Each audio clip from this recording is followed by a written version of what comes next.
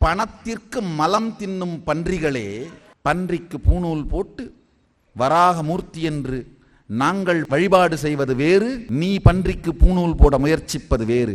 அது உன் பன்றி, இது எங்கள் பன்றி.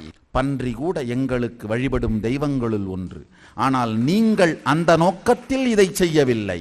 உங்கள் நோக்கம் அவதூறு செய்வது.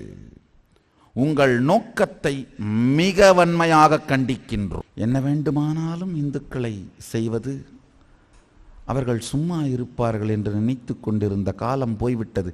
இது ஒன்றும் 1960 அப்பு. தேடி தேடி போய் ஏன் உட்கார்ற ஆப்பு மேல? எல்லாம் நல்லா தானே போயிட்டு இருக்கு. பூணூல் போடுறதுனா என்ன?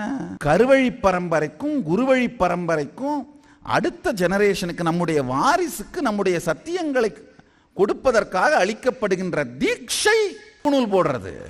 தேவை இல்லாமல் மக்களுடைய மத உணர்வுகளை புண்படுத்துவதையே வேலை என்று செய்து கொண்டிருக்கும் இது போன்ற இந்து விரோதிகள் தங்கள் வாளை சுருட்டி உங்கள் வாழ்க்கையை கவனித்துக் கொண்டு வாழ வேண்டுமாறு பணிவன்போடு வேண்டி கேட்டுக்கொள்கிறேன்.